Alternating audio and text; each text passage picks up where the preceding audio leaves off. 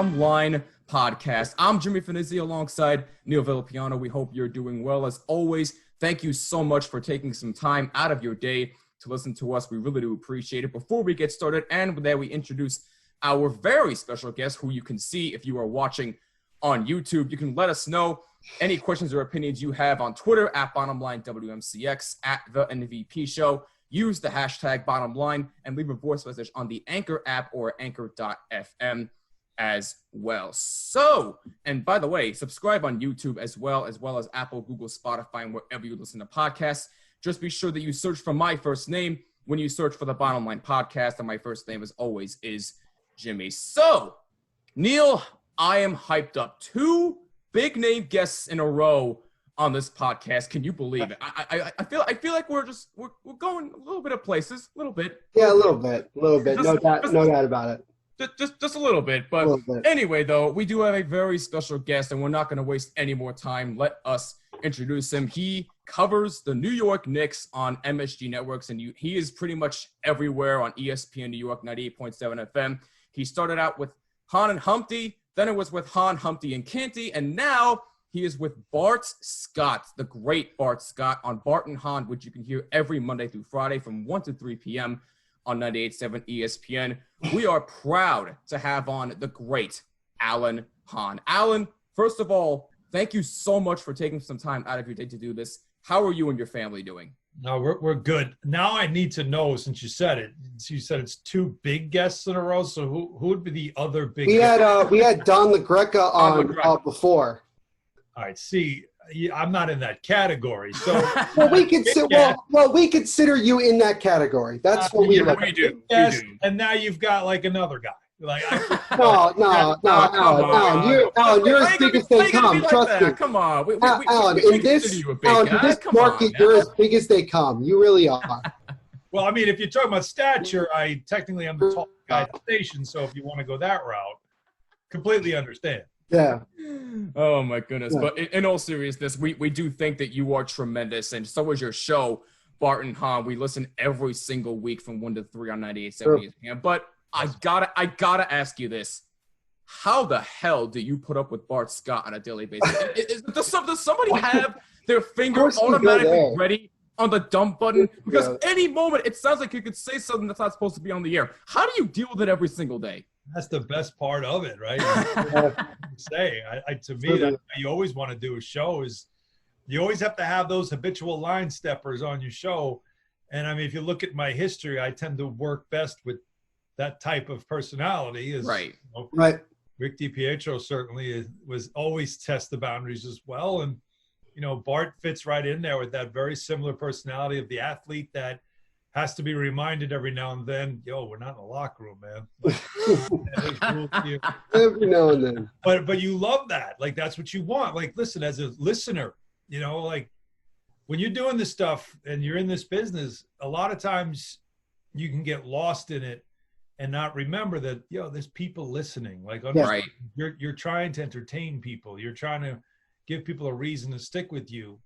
So if you are enjoying what you're hearing, then you hope other people will too. So I enjoy that. I love the jocularity. I love the back and forth. I love having to hear whether it was Bart or Chris Canty or Willie Colon we used to have. I loved working with him. Wally's like this too. Wally Zerbiak's the same way.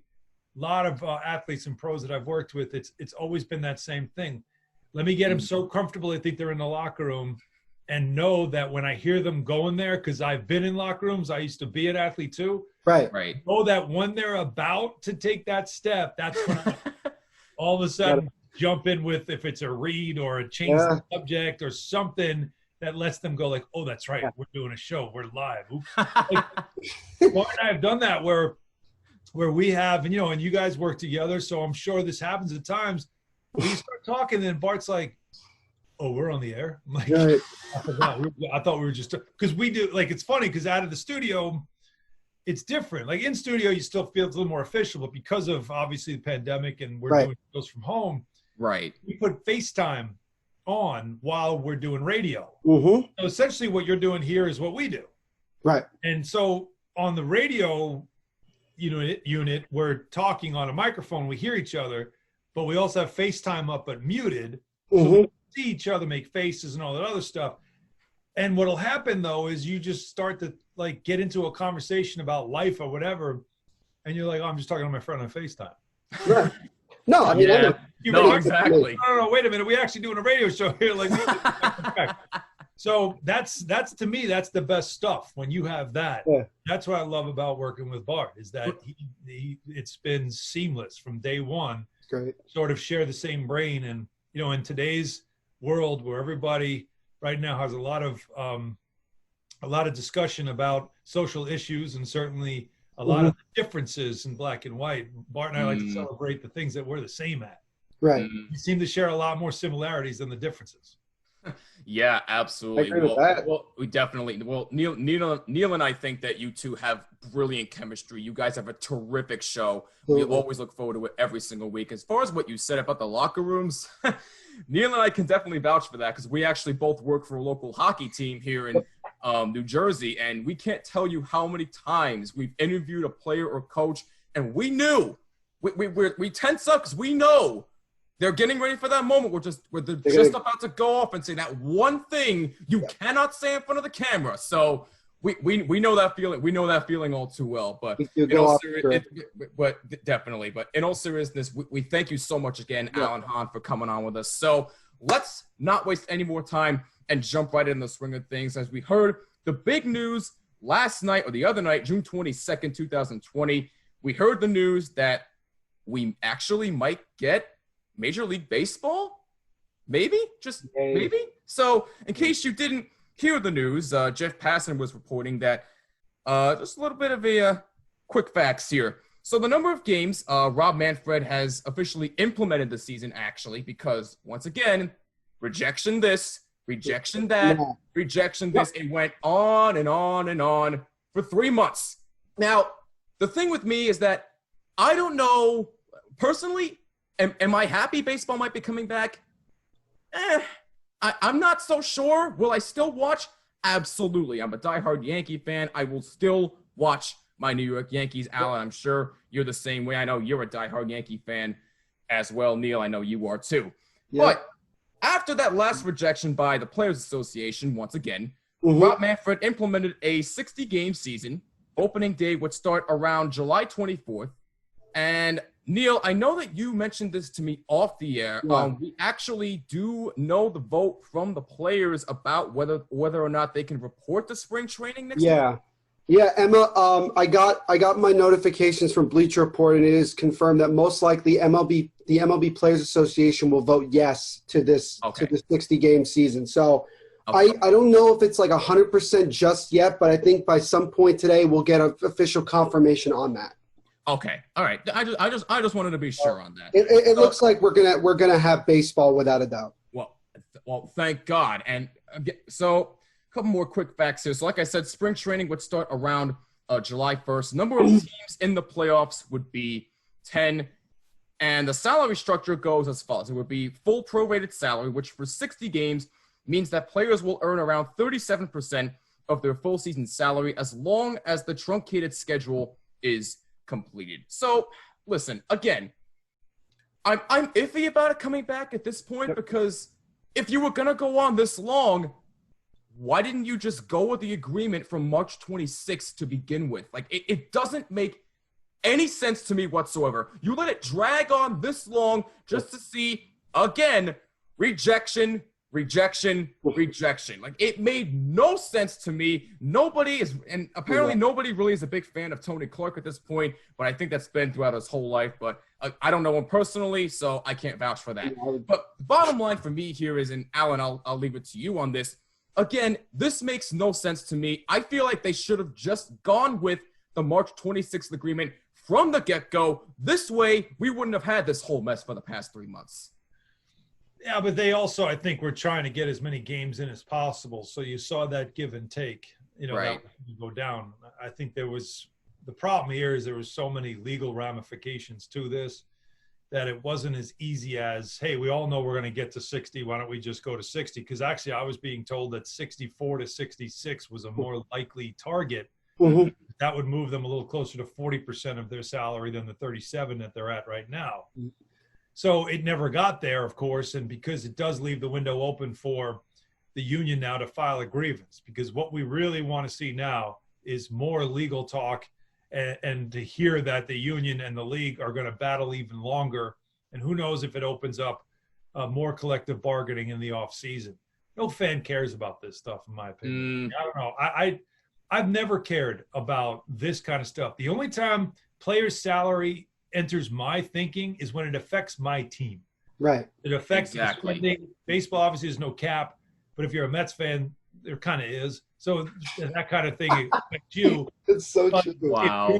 If you're an NBA fan, NFL especially, salary matters strictly to my team. Yeah. Do I give a rip how much a baseball player is going to make this year? I could care less. I don't either. 42% of the league is going to make less than $100,000 this season because of this. 42% of the league is going to make less than $100,000 to play professional baseball. You could say, well, it's only for 2 months. What does it matter? It doesn't matter. It's just the fact that it's $100,000 or less in today's world. You know, that catches your attention. But once the game starts, do I care how much a guy's making? No. Right. The only thing I care about is he on base? Can he score? And am I winning? And that's really it. So too much of this stuff to me, the issue wasn't the rejected offers. Yeah. It was that too much of this stuff was in the media. Too much of it. I think it already has hurt the sport. And it's bad enough that they're going to be playing while the NBA and NHL are having playoffs, and the NFL will be starting its season with some preseason games. Baseball is going to have competition, and it also has exactly what you were saying, Jimmy. I don't know if I care. It has apathy that the other sports don't have. And, oh, by the way, people are getting pretty excited about NASCAR these days. Yeah, absolutely. I was just going to bring that up. And speaking of the money, Neil, again, this is why you keep bringing up they probably also should have deferred the money to next season. You can go ahead, Neil. I'm sorry. Go ahead. No, it's fine. Again, I was very big on just deferring money to the next year because I just felt that this is what it was going to come down to. And as a result, that's exactly what we're seeing. It came down. It's pretty much come down to money. It didn't. Nobody was talking about, the health reasons and the health concerns that people have. And now we're starting to talk about it more because it looks like we're actually going to have a season. So it's frustrating because I think in a way, maybe not a huge amount, but I think in a way, baseball has lost some fans. I've already spoken to numerous people that would watch baseball, on a year-to-year basis, when it would actually start on time. And they have said to me, as much as I'm happy that baseball is actually going to happen, I'm not as interested in it as much as I thought I would be. And exactly. I think part of it is because we're in mid-June. And we don't even know when exactly they want to start bringing players in. I know they said something like mid-July. They pretty much they didn't even ask the players. They just said, we need you guys. They'll have players into the stadiums. That's when everybody else. Right. Yes, right. Yes. Exactly. So it's stuff like that has stuck a crawl with me. It was something where I got to the point where I said, I'm really at the point where I just want them to cancel the season. That was pretty much my thinking the last couple of weeks, that I just felt that they were getting nowhere. It didn't look like we were anywhere near close to any sort of deal. And I think once you got past this last rejection that the MLBPA had, I just said, that's it. They can't go any further with this. We can't get into July 1st and we're still trying to negotiate something, because at this point, people are going to look at it, especially the baseball purists, and say, oh, well, it's not going to be an actual season. Well, you know what? Not a single season in sports right now is considered an actual season. People keep talking about asterisks and things like that. People are talking about the Stanley Cup playoffs and saying, do we put an asterisk next to the team that wins the Stanley Cup this year? People are saying the same thing about the NBA championship. Did they do that with the Devils in '95? That was a short season. No. Nobody said. No, they didn't. No, they didn't. It doesn't. I think that's simpleton talk. I don't really think that stuff matters. And even for baseball, you're going to play a half season, or you're going to play a quarter of a season or a third of a season. You're still going to have a playoffs. And they're not going to expand the playoffs, so it's going to be a typical playoffs. Yeah. So how you get there never really matters. I mean, 162 games, isn't that already too much to begin with? I think it's always been too much. Oh yeah. So I mean, so it's a bit of a sprint. It's going to mean you better go off to a good start. How do you manage your pitchers in a short period of time?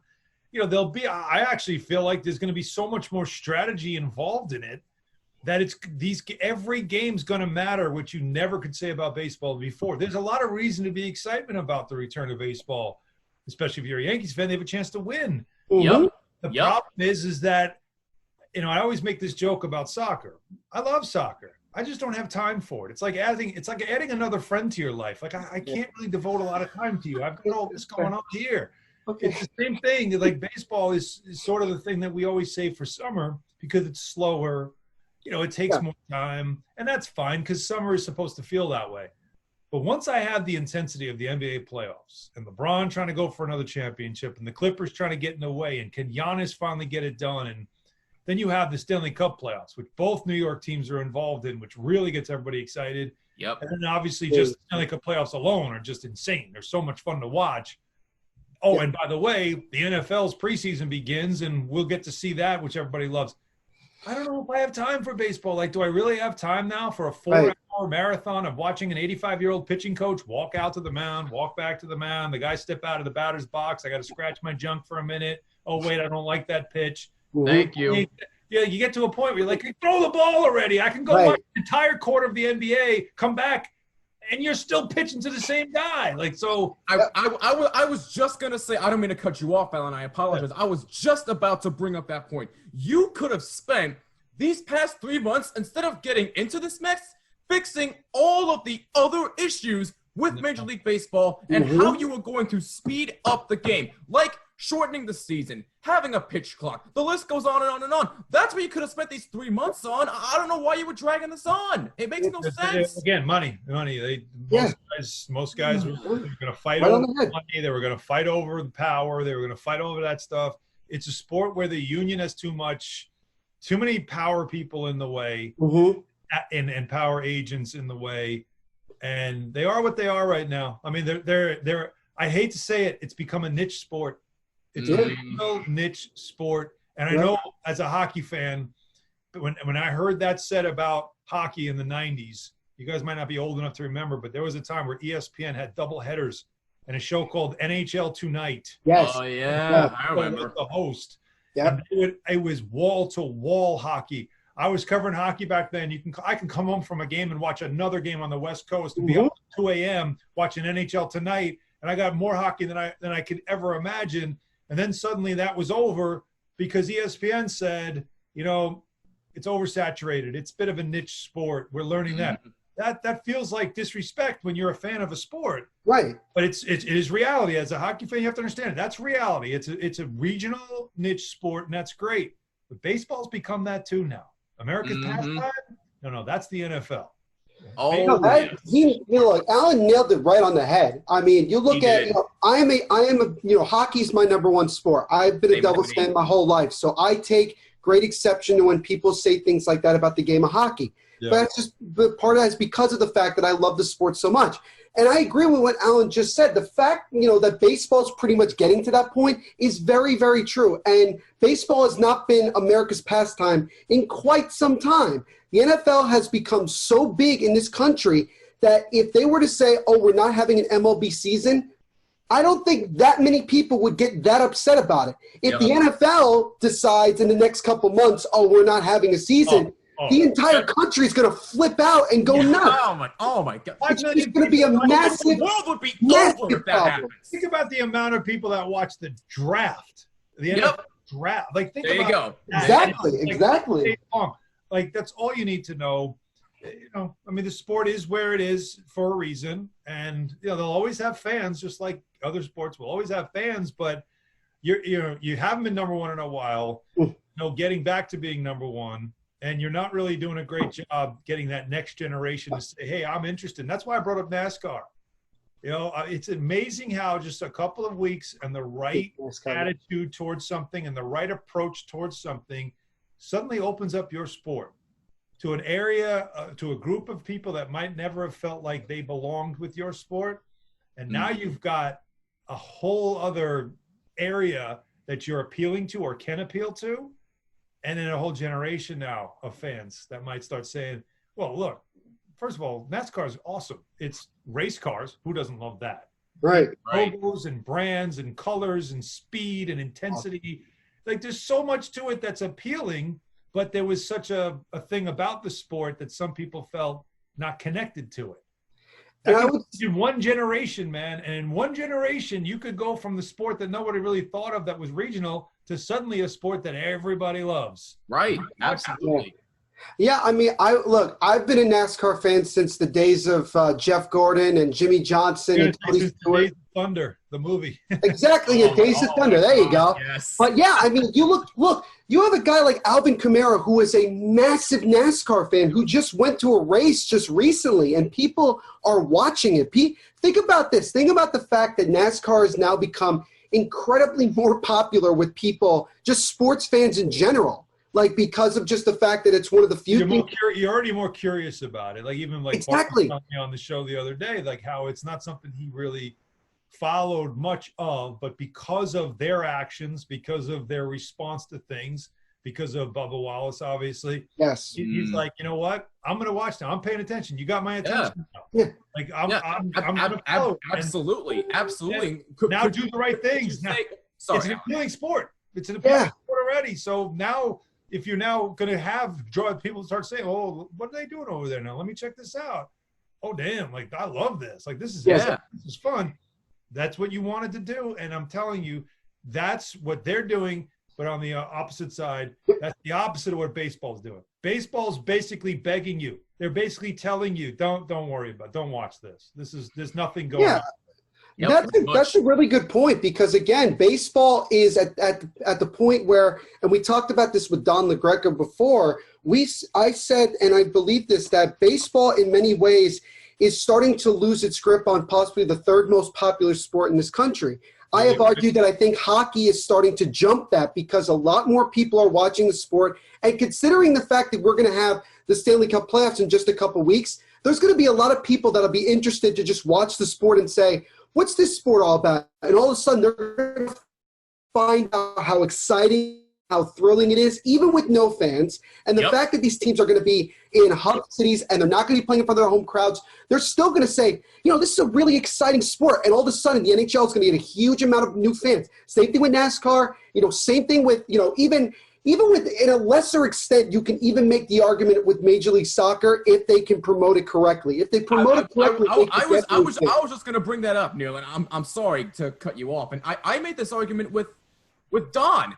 It's possible that baseball could drop to either the fourth or even the fifth most popular sport, considering the fact that Major League Soccer already had a plan in place before Major League Baseball. You know how sad that is? It is sad, but you have to take into consideration that and what I just said is true. Major League Soccer has to promote themselves correctly in order for that to happen. If they don't promote themselves the way that they need to, they won't jump anybody because they'll still, like Alan was saying, it's a sport that soccer. The issue that I have with Major League Soccer is that they're like the Knicks. They get the stars after they're already washed up. Like you need to have.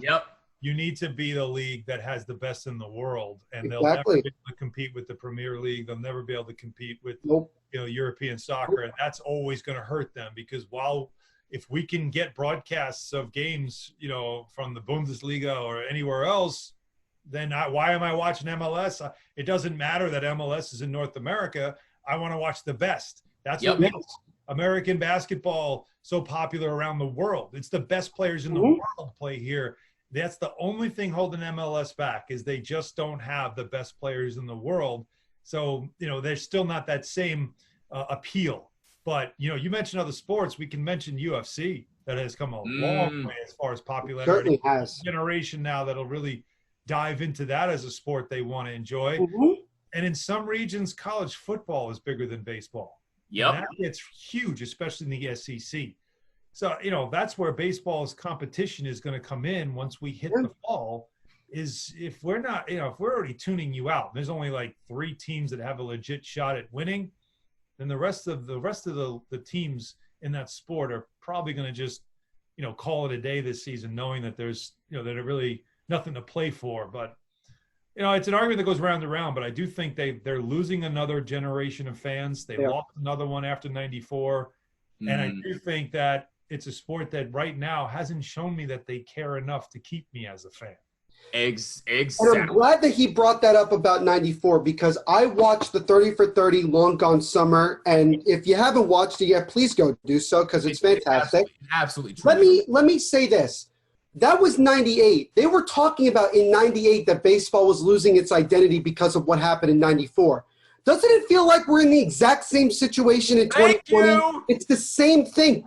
Baseball's losing its identity, in my opinion. The issue is, I lived it.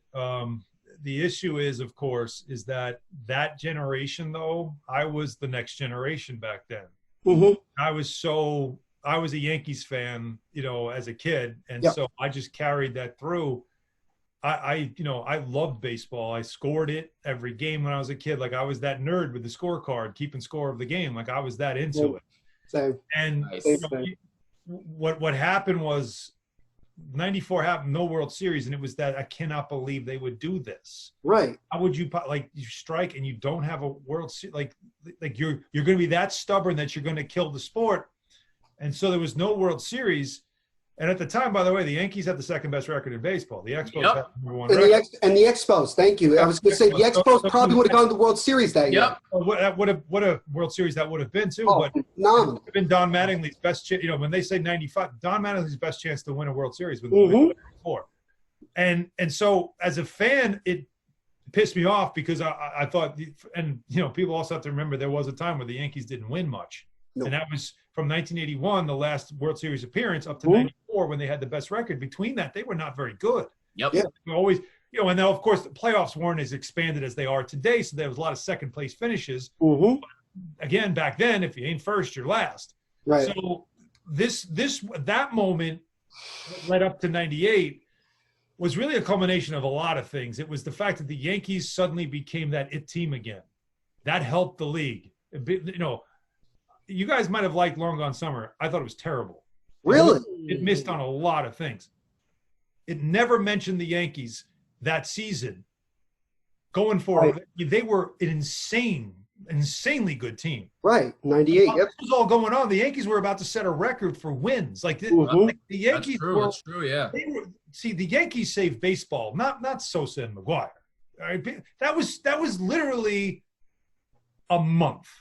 Again, I lived it. It was a month. No one really paid attention outside of baseball that McGuire had gotten to 50 by September. Like, no one really – like, it was like you noticed it. Like, I was working at Newsday at the time. I was in the newsroom. I was just nobody, part-time reporter.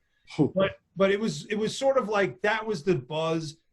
But it's the way they were making it seem is as if like in June when he had 25 home runs, people went nuts. That's not really true. In Chicago, people got excited about Sammy Sosa.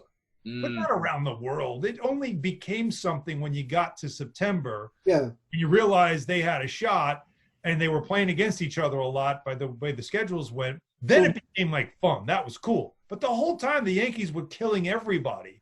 They don't mention that. They don't mention that in 96, the Yankee comeback in the win. The fact that the Braves were the team of the 90s, but yet they couldn't get past the Yankees. Yep. Like that started to become the compelling story. You know who won the World Series in 97?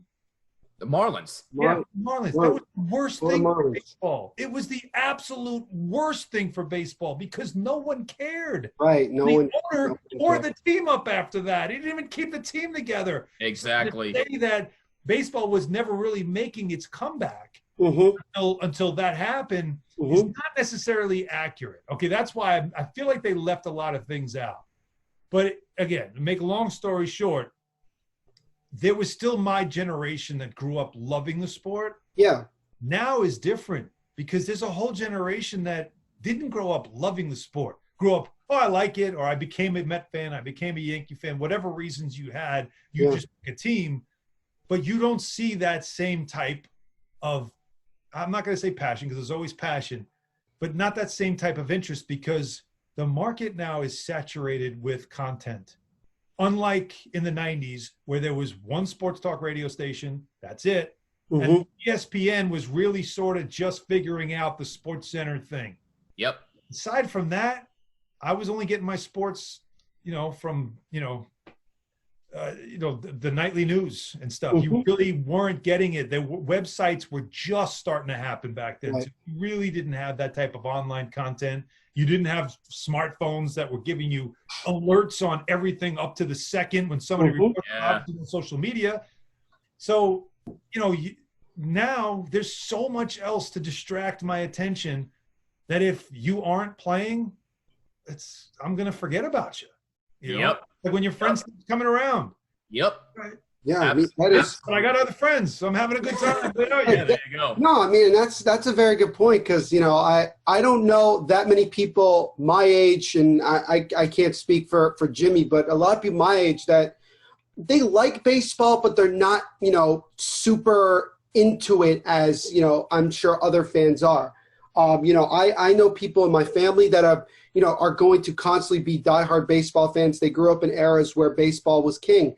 I've grown up in an era where baseball is not king. It's football, basketball are number one and number two, and it's been that way since I was a little kid. And am I the biggest baseball fan? No. Do I still watch it? Do I still care about it? Yeah, because I'm a sports reporter. I'm a sports fan. This is what I do, and so I keep my attention with all these things. But if you talk about the typical fan, right. It's just not the same. You're living it. Most people, if it's not right in front of them, they're not living it. So exactly. There you go. But by the way, Neil, a little pop quiz for you. We brought up the '97 Marlins. Who was the manager for that team? That was Jim Leland. No, actually, no, it wasn't Jim Leland. No, it was right. It was Jim Leland. Okay, yep. You're correct. It was. Who had the game? Cigarettes. So I was smoking cigarettes. I don't know right. if you're getting that. Who? All right, I got one for you. This one's for Alan. I'm going to ask this one to Alan. Alan, who had the game-winning hit in Game 7? Oh my God! Who had the game-winning hit? I know. When you say it, I'm going to be mad at you. Because he also had a game-winning hit in 2010 as well. When you say it, I'm going to be mad at you because I know it. When you say it, I'm going to be mad because I should know this too. Right, oh my God! Just tell me so I can break. Edgar Renteria. Damn it. Edgar Renteria was a rookie in 1997. He got the game-winning hit in Game 7. And then in 2010, with the San Francisco Giants, he had the game-winning home run against the Rangers. So there you go.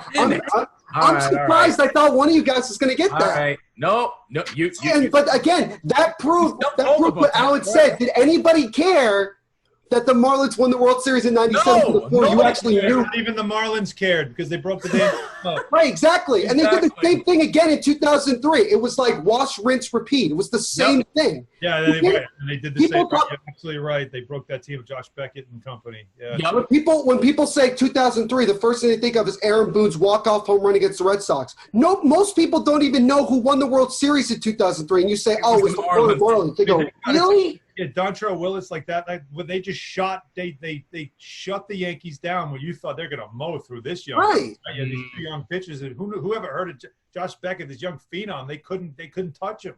Yep. So, yeah. Look. Then he went to piss off the Yankees again when he went to the Red Sox and pitched for them in '07. So they really don't like Josh Beckett. Yeah, I don't think we need any more reminders. I give myself credit to the fact that I was the only one here that actually remember. And I was just born in 1997. Like I was literally only 4 months old when he did that. Yeah. Oh God, it's funny. Oh my goodness. 3, and I was like drunk at Shea Stadium when Derek Jeter homered in game. First. Good times. And then And look, Alan, it's funny. I'm actually a baseball fan before I had to become a hardened sports writer. Right. I actually, I'm in the process of writing a Mets book about the pain and suffering of being a Mets fan. So it's like the history of all the pain. Oh my God! You should call it Wild Card Winner. Oh, there you go. You should call it Wild Card Winner. Because in Shea Stadium, they used to actually have teams put up banners for championships. Yeah. And when they won the wild card one year, they put up a banner that said Wild Card Winner. And there you go. Basically that says it all right there. Oh my God. But yeah, no, I'm actually in the process of it, and I'm actually also playoff berth banners, like saying we made the yeah, you tried. Yeah, right. That reminds me of the Nashville Predators just recently on their Twitter account were like, oh, we put up all quarantine champions, NHL 20 Stanley Cup champions. I'm like, you're either insulting yourself or you're insulting the rest of the league, because this is just stupid. Like, it was probably the latter. It was probably the latter. It was probably the latter. But yeah, I mean, it's, you know, but baseball has its place in some people's hearts, but I would definitely say that it's starting to lose a lot of traction. Well, you lose a generation. That's I told you, that's the difference. Yep. 100%. Yep. It's a whole 20 years as a generation. That's a long time. I think it's different now than back then in the 90s. I agree. Absolutely. That's the bottom line. All three of us are iffy when it comes to baseball coming back. We'll still watch, but it's definitely going to take a long, long time. And here's the other thing. I'm also okay. Everybody back. I just want to say I'm also a Phillies and a Pirates fan, so I have a legitimate chance, you know, as a Pirates fan, saying the Pirates could obviously, you know, be really good out of the gate and maybe go to the World Series. You know, it might happen in my lifetime. Maybe this is the year. I don't even know. Phillies and a Pirates fan. Don't ask. I mean, yo, if he wants to ask, I could explain it to him. It's great. How does something like that even happen? Thank you. Well, no, I'll explain it. Jimmy, you want to hear it too? I don't think you even heard it. Go ahead. Go ahead. No, it's pretty much this way. I became a fan of the teams through my family, through my parents. You know, watching games with them. I wasn't one of those kids that decided I'm going to be a fan of all these other teams just, you know, to be against my parents. My father, he had played the first Little League team he ever played for in the early 60s was the Phillies. So he, right from then on, became a Phillies fan while he was also a Yankee fan. And then he watched, yeah, I know. Then he watched Roberto Clemente play, you know, in his prime when he was really, you know, phenomenal. And he became a Pirates fan, you know, through watching Roberto Clemente. So I have had the fortune to actually have gone to PNC Park. I've been at Citizens Bank, obviously been to Yankee Stadium, and I've just became a fan of all three teams. So Mets fans don't really like me at all. They don't really like me at all. Why? I'm a Yankees fan. I don't think I like you at all. Like, how could you you're a Yankees fan. You're a Yankees fan. There is nothing else. Like, it's, thank you. I never understood this mentality. Well, but again, here's the thing. I'm the guy who is the black sheep of the family. Like, I'm the one. And this is a true story to get. It's great. So I'm 7 years old, and this is 1979, and my parents, who are New York City born and bred, they're Rangers fans. And we're watching the playoffs, and the Islanders and Rangers are playing each other.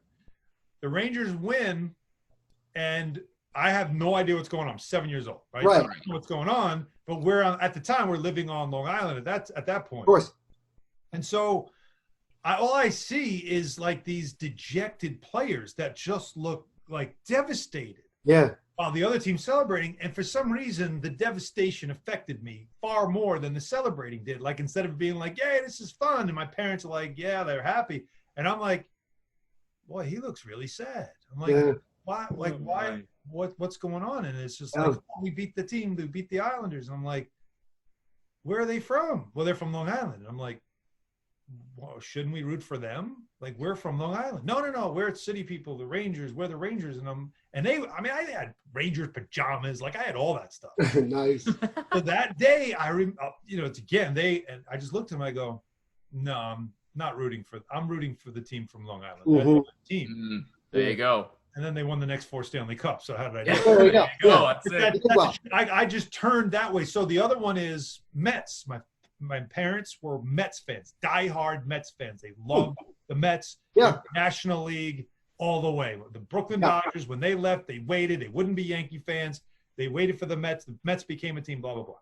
So, of course, they win in 69. They go to the World Series in 73. They think they're living in the glory. And the Yankees were terrible then as I'm growing up.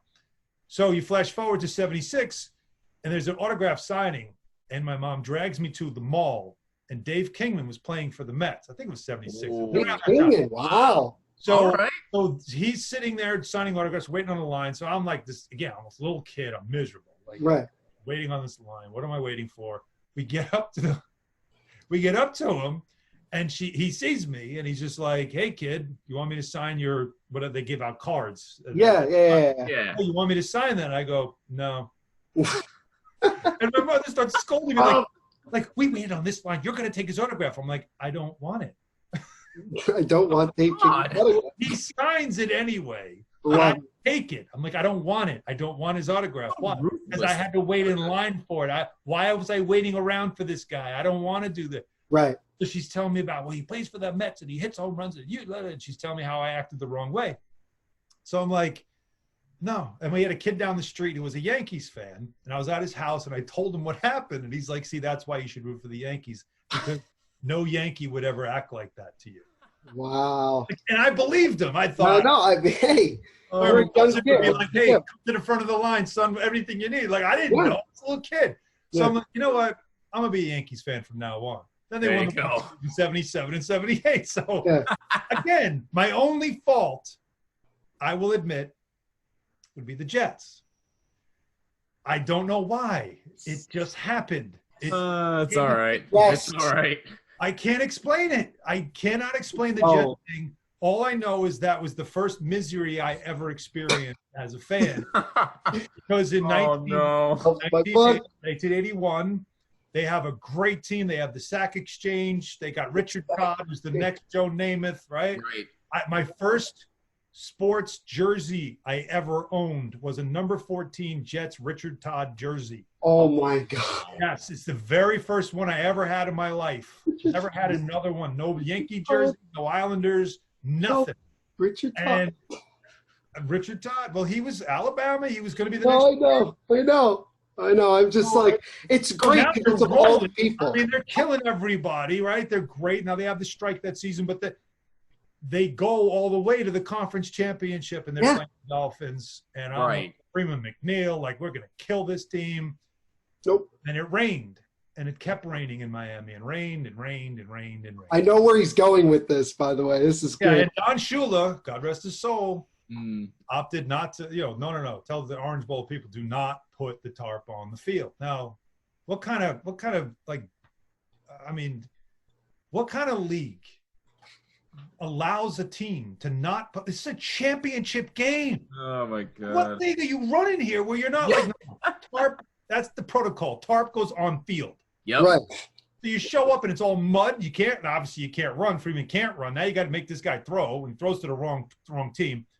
All I know is, like, I'm watching this game unfold and I'm like livid. I mean, I'm pissed, and I'm barely like 9 or 10 years old, and I'm flipping now. Like, I'm screaming at the TV. I'm mad. AJ Dewey.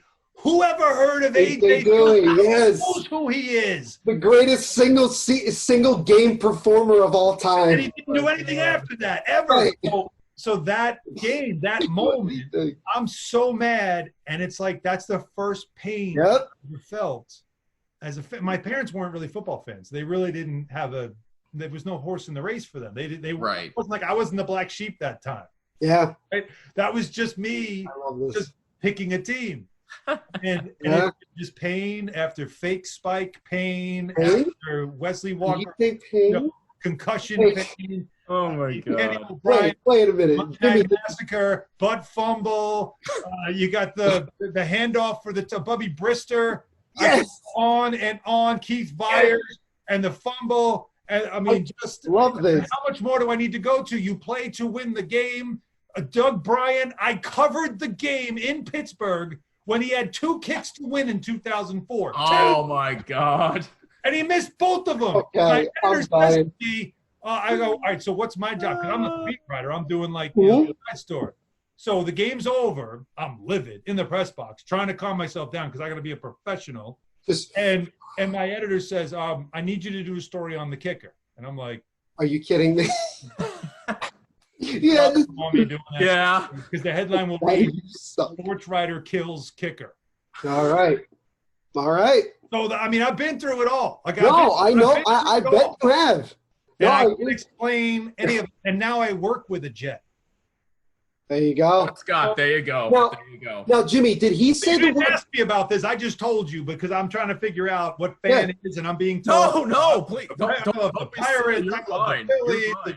I love the Yankees. I mean, is there a party of the Padres in there at all? Like maybe do you like them? Okay, well, No. You're a Mariners fan at any point? Look, here's the thing. Martinez, is that possible? Yeah, basically. But Jimmy, if I'm not mistaken, how many times did Alan say the word pain? Too many to count. Did he say it at least 3 times? Because I think I heard 3 times, right? I think so, yeah. All right, fair enough. Well, Alan, I don't know if you're interested, but I wrote a book, Jets Pain, Pain, Pain. The pain and suffering of being a Jets fan. He's shaking his head as the guy actually wrote a book about the pain of being a Jets fan. And you know what's worse? You know what's worse about it? I'm not even a Jets fan. I'm a Giants and Raiders fan. I'm not even a Jets fan. And I wrote that, so that's awesome. So Alan, if you would like a copy, I could certainly send it. Like seriously, that's what I want right now. You want one? Not even a Jets fan to write a book about Jets pain and then tell me I should read it. Yeah, you should. Like, no, Alan, here's what I'll do. Give me what you're doing right now. Like give me your address. Me at this if you give me your address, I will send you a copy. No, I don't want a book. You don't want it? You're telling me about my pain as if you have any idea. As if you have any idea what the pain is really about. Like honestly, that's like me writing a Mets book about how pathetic it is to be a Mets fan. Well, that's what I'm writing. To be a Yankees fan. I'm writing a Mets book, yeah. But no, I mean, hey, it's about the pain of being a Jets fan. I think you would know about that. Yeah, you do. So I don't need your book to tell me about it because I've read it already. Okay? Awesome. It's great. Because guess what? I was born 2 years after the Super Bowl. So guess who has never seen a Super Bowl? This guy. Yep. Oh my God! This went way off. I just want to say this is great because this just went way off the beaten path. Yeah, you wanted to talk about Jamal Adams as if I was going to have anything to say about that. Yeah, I feel like we don't have to ask him because I think he's just kind of answered it. I was talking about like as if this is a big surprise. I'm waiting for Sam Darnold got mono. I mean, how much more could you possibly put on the pile? How much more? Thank you. Book you wrote needs to have like a choose your own ending. Oh, no, it does. No. If you go to the end, there is a choose your own ending. So you can really. You almost have to have like a way where you don't even put like that little symbol that's the bottom that tells you the book is over. Like this is the end. Yeah. You just leave it like the last page, and then you go like to be continued. Because it's like Jets pain. Like, there we go. It doesn't end here. Like it doesn't end. Nope. It ain't ending anytime soon. You thought the pain was ending at the end of this book? No. There's going to be a volume 2 coming out. So Peter Body, who writes for the Daily News and the Post, like he's a full-time sports writer in New York, great guy. He and I wrote a book called Fish Sticks, and that's about the Islanders. Okay. Mm-hmm. Yep. The original Fish Sticks, which is the fall and rise of the New York Islanders. Right. And that book took you through the absolute mayhem of that franchise of stories that you couldn't possibly believe are true, but are true. Yep. And we ended the book in 2002 when they made the playoffs for the first time in 7 years. And we thought like, all right, they're back in the playoffs. They have stable ownership. They want to build an arena. They've got a great coach and a guy named Peter Laviolette. Like it looks like they're finally out of the abyss and they're back to having a credible franchise. This is great. 20 years later, Peter and I are talking about writing Fish Sticks 2. Because there's so much that's happened since then. We're like, you can't just rewrite the book. Yeah. Okay. Like it's too much. Yep. It's a whole other book that's happened since then. Yep.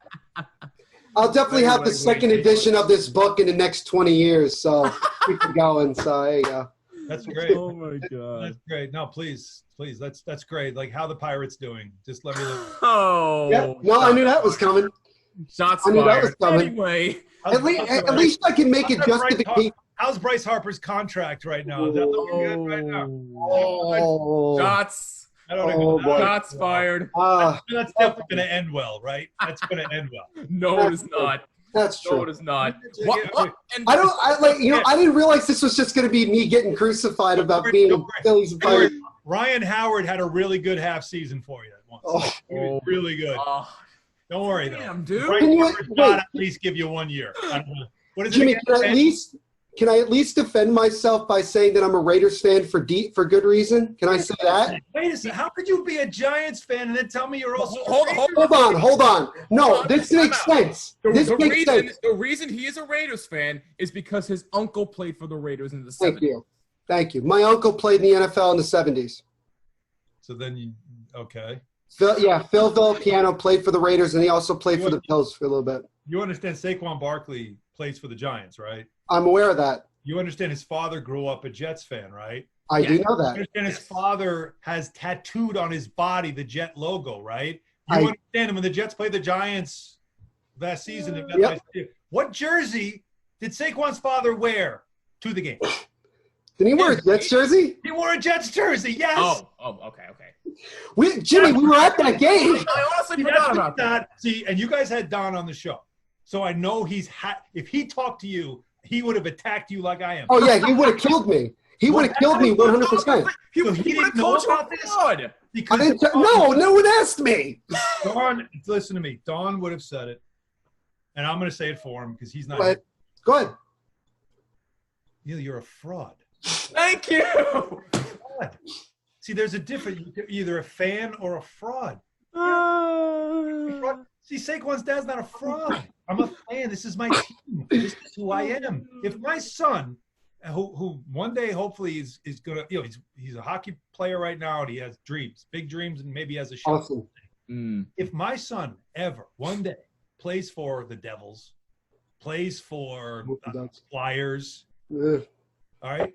Yeah. I'm gonna start. Oh, I'm a Flyers fan now. Nope. No, and you, no way.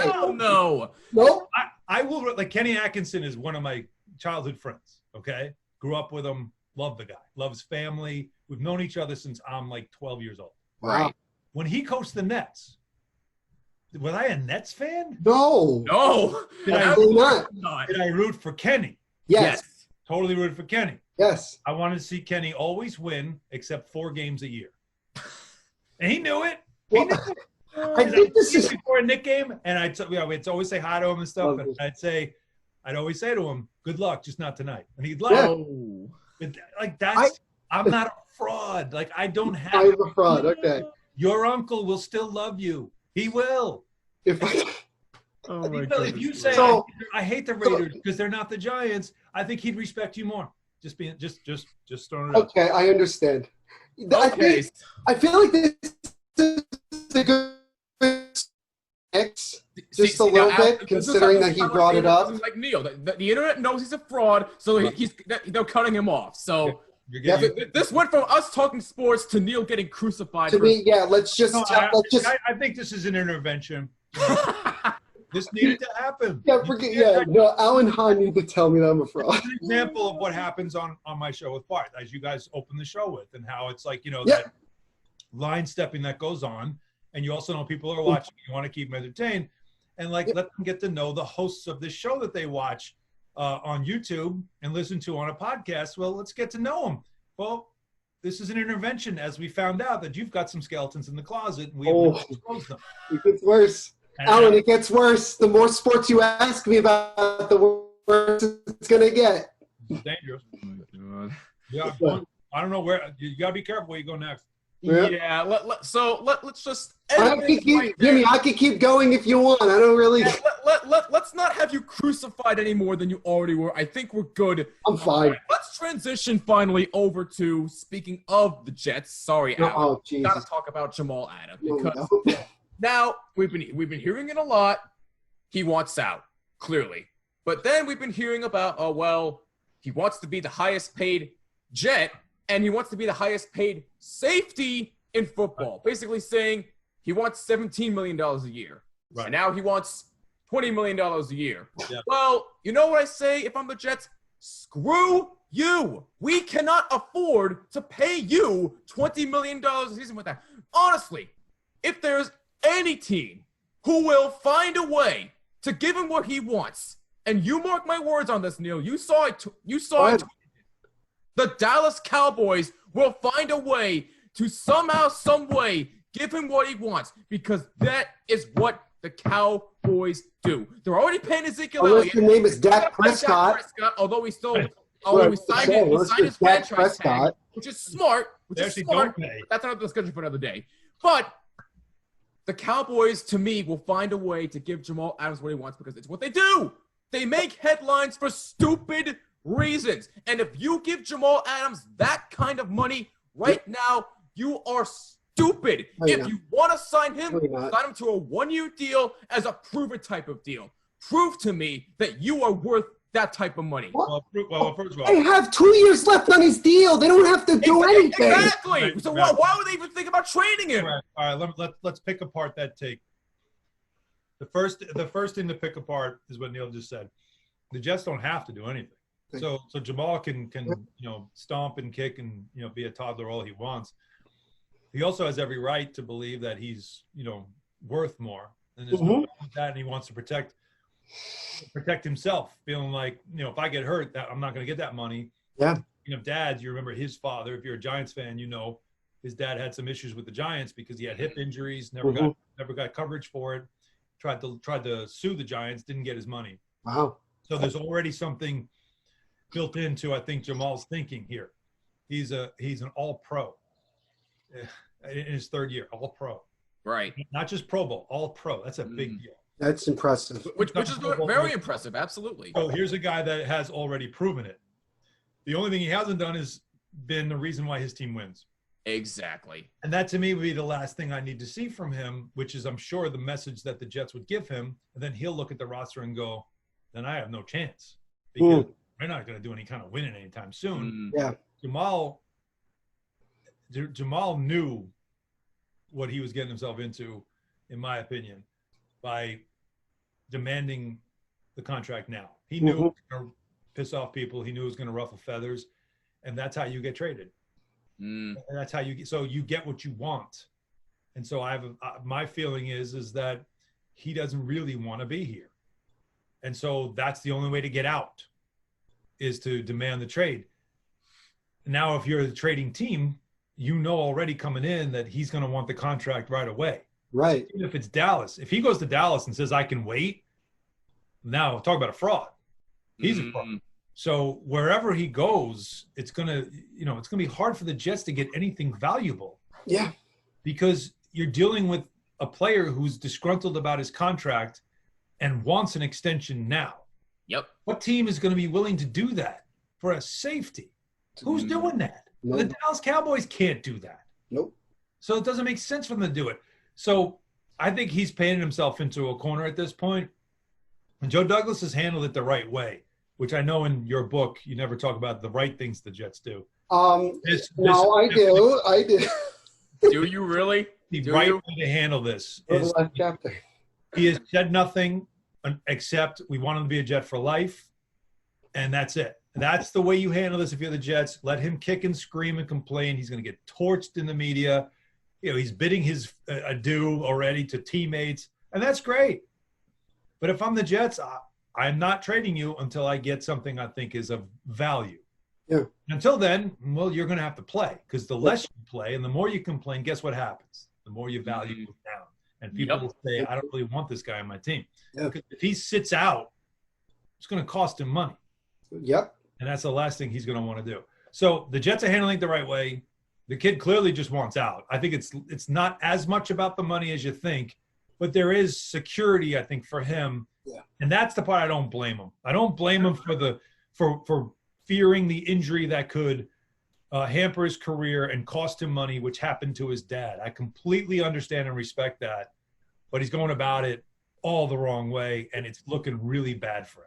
No, that's a fair argument. Neil, if you want to continue, go right ahead. Well, I just want to shift the basketball really quick. I just saw here that apparently it's been confirmed that Nikola Jokic, from the Denver Nuggets has COVID-19. Nikola Jokic has it? Nikola Jokic has COVID-19. Wait. That's different than Jokovic, who's the tennis player. I know. I said, well, also Jokic does have.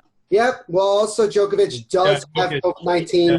So Jokic, well, they were all in the same, Croatia, Serbia kind of area. Yeah. So it might be just spiking there at this point. Mm-hmm. But, that's tough. Well, now again, I know it's going to sound weird, but if you get it now, it's probably the best because you can go through the quarantine process before you show up for training camp. Yeah. Have it go through you, have the antibodies, and you expect he's young, he's healthy. Right. He should be able to get through it without any issues. And once he's quarantined and goes through that, he'll be able to play, and you won't have to worry about him getting sick. It's going to be about the NBA playoffs. As much as there's the Clippers, the Bucks, and the Lakers. Mm-hmm. Still going to have how teams can get through it without having to deal with whether it's an injury or whether it's the virus that could impact their ability to win a playoff series. Yeah. The timing could really wreak havoc on a team. Yeah. Right. A guy like him, a star player like him, get it now in a weird way is probably the best case scenario, as long as, of course, he remains healthy. Right. Yeah. And he did get into pretty good shape during this quarantine. I saw a picture of him. He looks phenomenal. Like, he looks like if he's healthy, once the NBA season actually gets back underway, I think he's going to be a huge problem for a lot of other teams. But going back, by the way, can I please have his workout regimen, please? Oh, I think we all. I want to have it. I know that. Appreciated. But talking about Jamal Adams, when I first heard about this and I first found out that he had requested it, I laughed at it because I said, this doesn't surprise me one bit. Like, the Jets have had situations like this before. And I will also ask the question, when was the last time the Jets legitimately paid somebody? And I'm talking about a huge amount of money for several years, not just 2 or 3. I'm talking like 3, 4, 5 years. Yeah. They don't do that. The Johnsons have never been about that since they took over the team.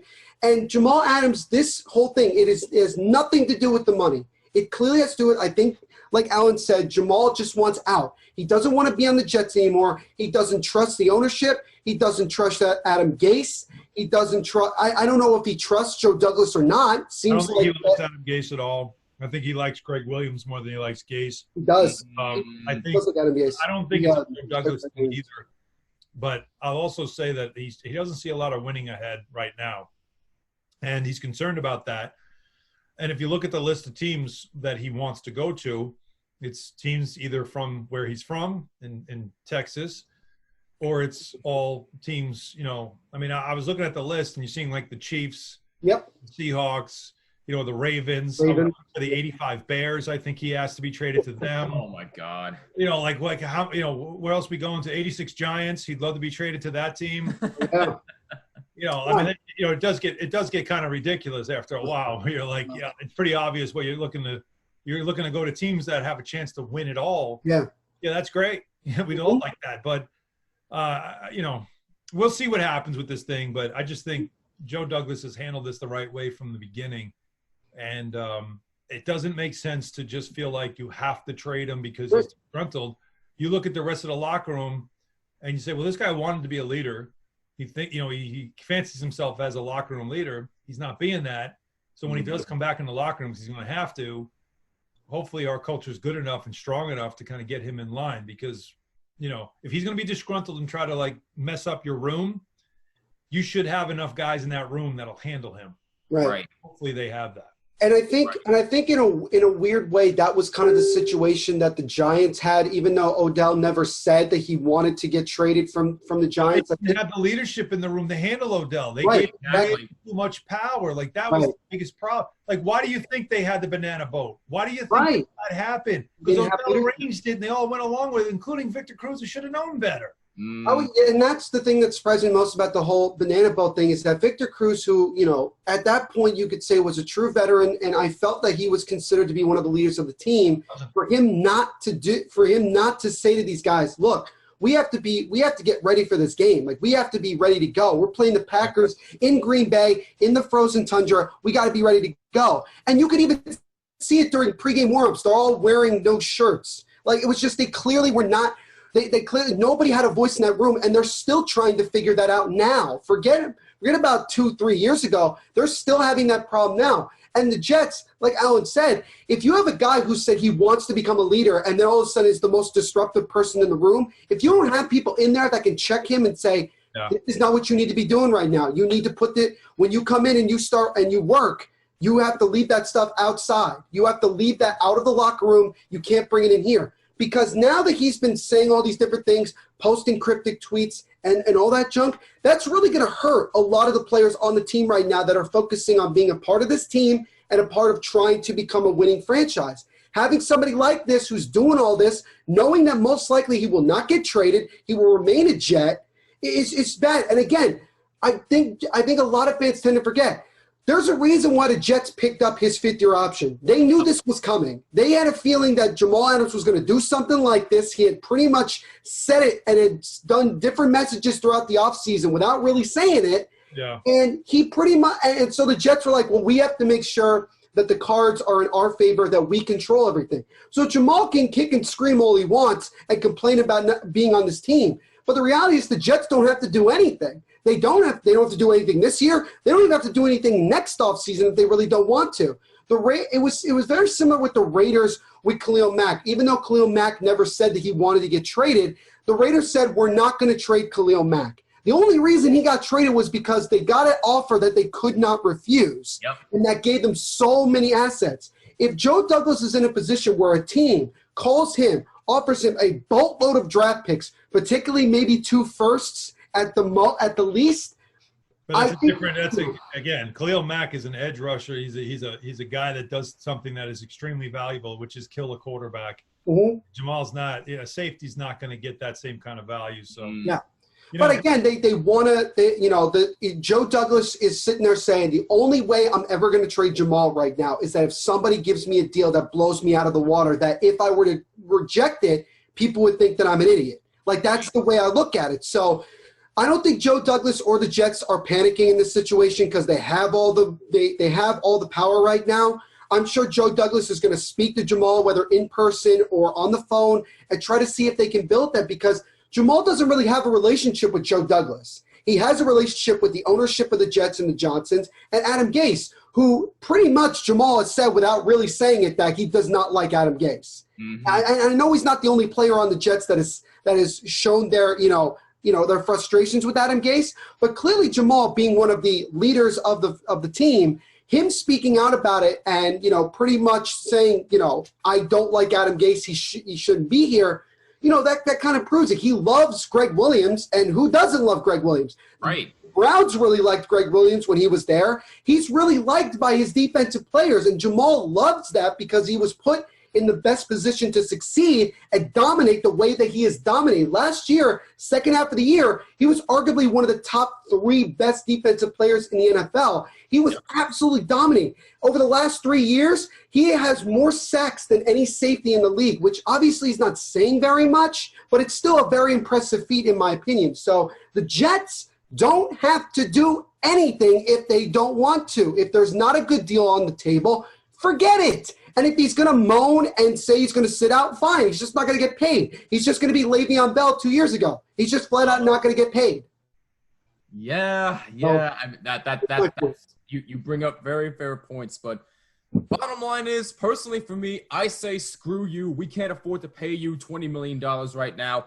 I still say the Cowboys will find a way, but hey, I could be wrong. That's just my opinion. But last thing real quick here, Alan.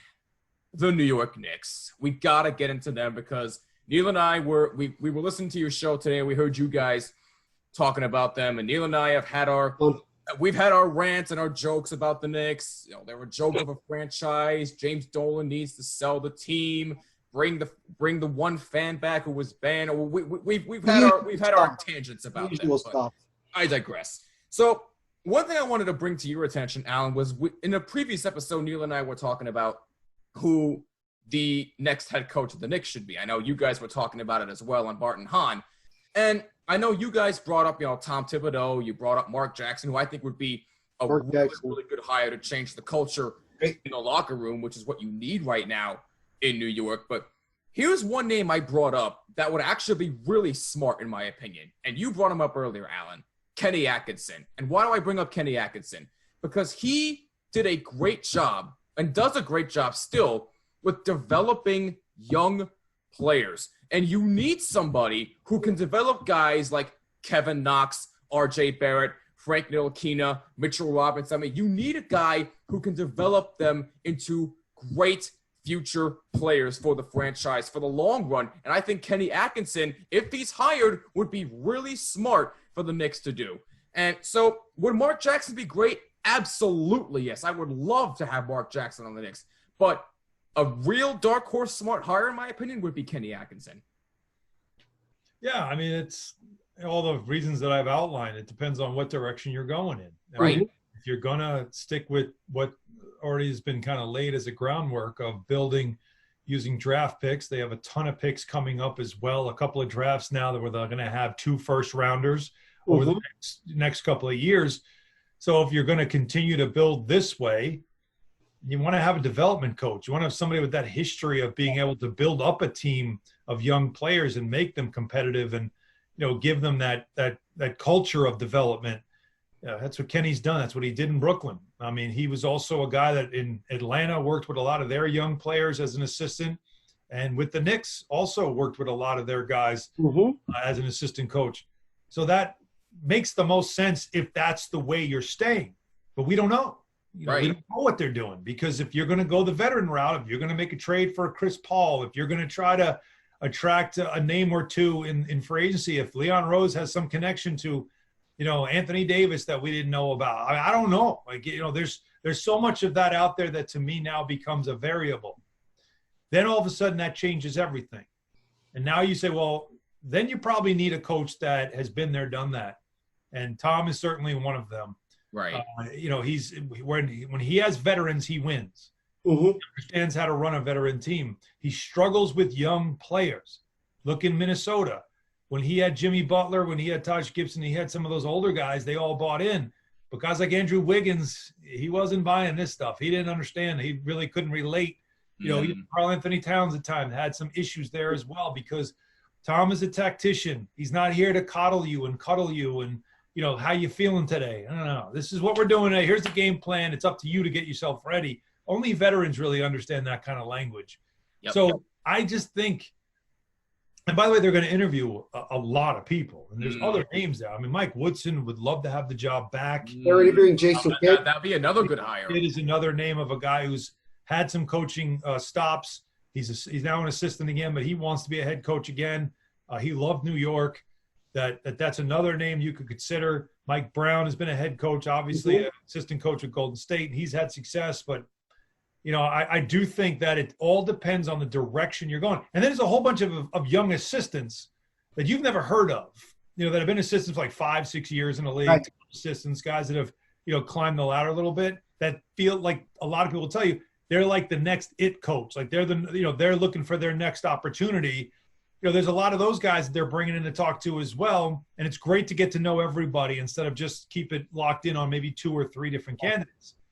So I think the job will be very telling of the direction they're going to go in as a franchise. Because again, the offseason is not coming until October, guys. Right. Draft till October. You're not having free agency, which is going to last like 2 weeks in October. So by then you'll know your coach. So once they hire their coach, which probably going to be sometime in July, once they do that, I think you'll really know then, okay, this is probably then the direction they're going to go in. Yeah. So if it's Tom, I don't think you're long for the days of seeing, 22-year-olds and 20-year-olds in the starting lineup, right? Like you expect that they're going to now move the roster around. But if it's a guy like Kenny, maybe then again you'll see another lottery pick, more development, and more building that way. Yeah. Or another, I think we'll know by who they hire as coach.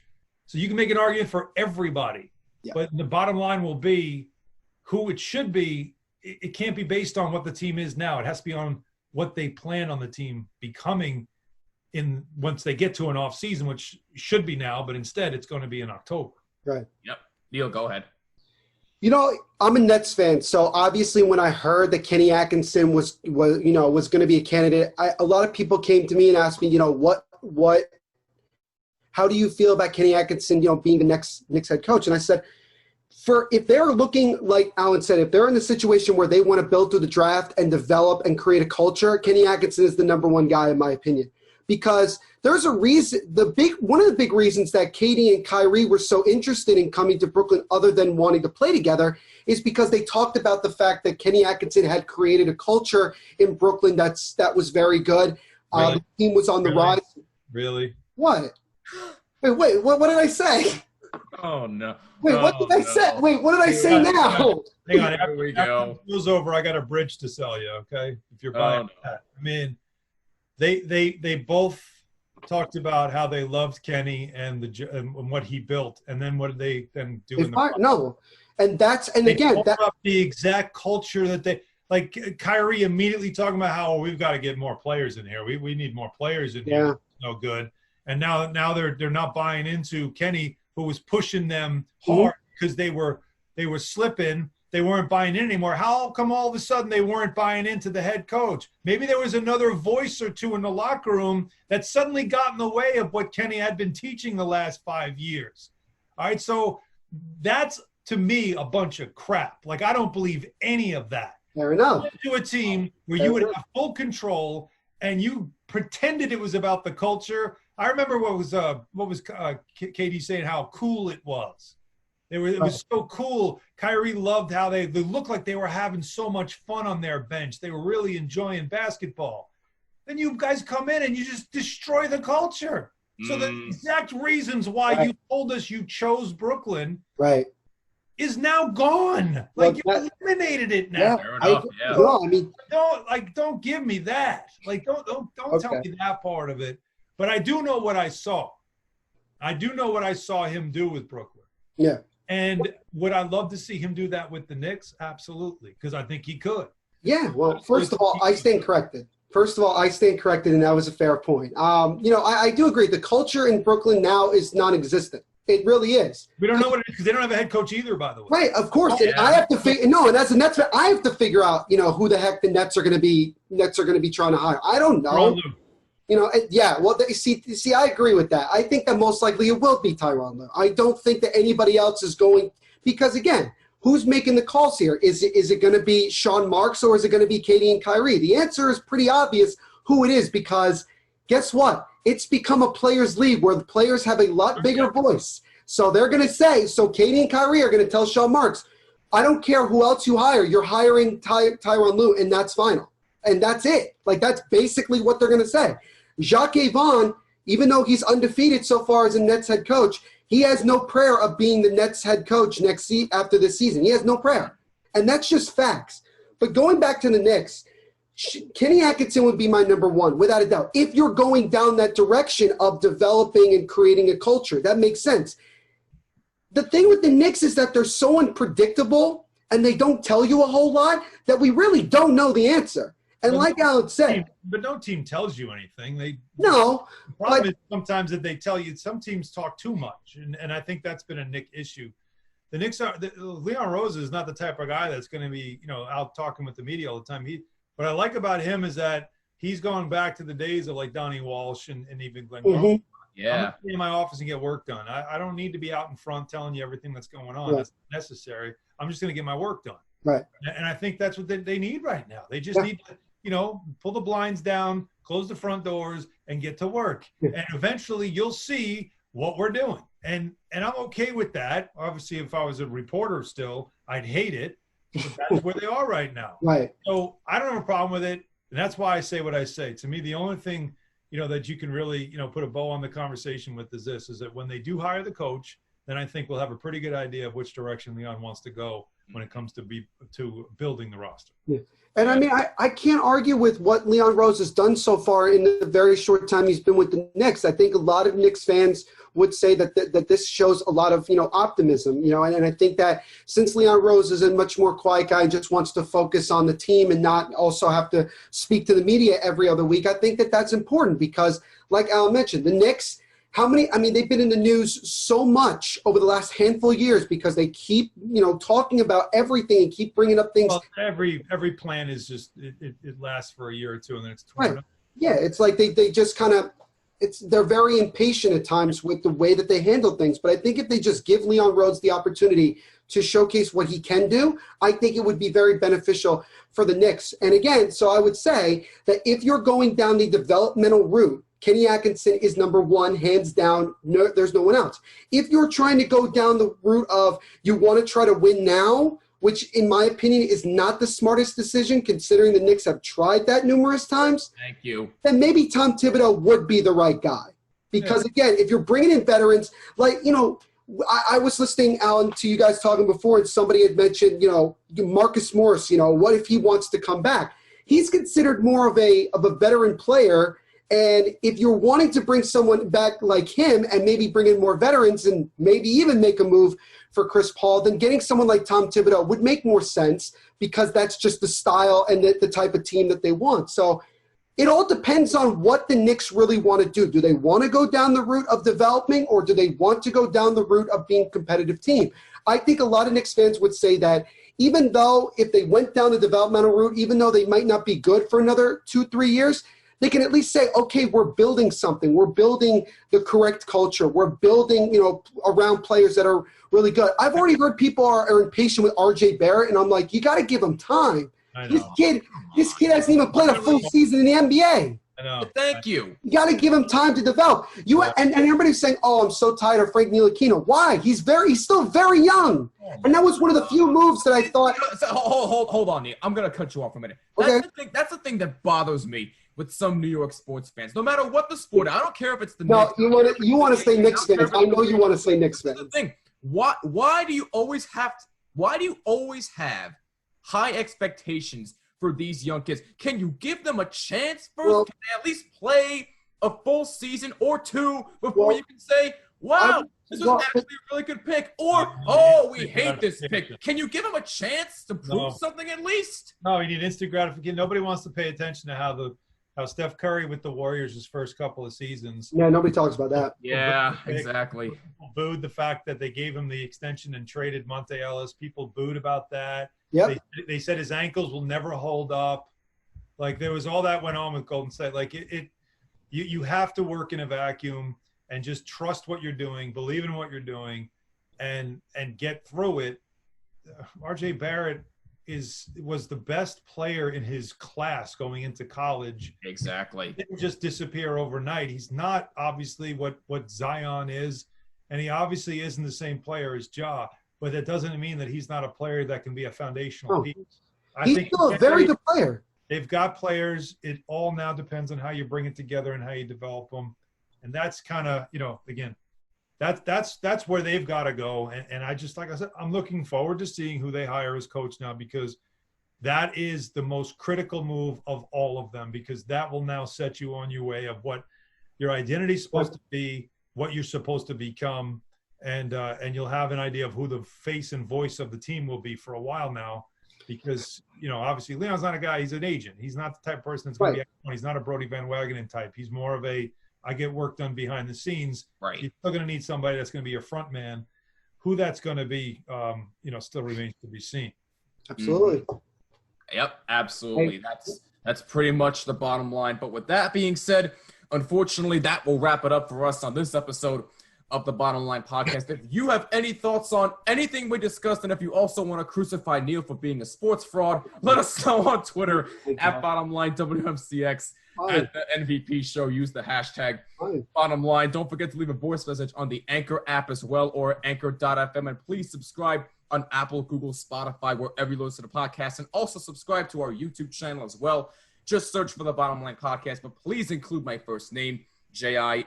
With that being said, Alan Hahn, we seriously cannot thank you enough for taking some time out of your day to come on and have some fun with us. We really do appreciate it, and we really hope to have you back on real soon. That sounds great, guys. And, I just hope that Neil can figure out how to be a fan. Okay. I'll try to help him. I'll send you a copy of this book, by the way, as well. So you can enjoy that. In all seriousness, though, Alan, thank you so much again. We're looking forward to talking to you again, hopefully real soon. We can't wait for more Bart and Hahn. Thank you so much. Appreciate it, guys. Thanks. Anytime. Alan Hahn of Bart and Hahn on 98.7 ESPN New York. You can follow him on Twitter at Alan Hahn and on Instagram at AHahnMSG. That'll do it for us. For Neil Villapiano and for Alan Hahn, I'm Jimmy Finizzi. This is the Bottom Line Podcast, and we will see you in the next episode. Peace out.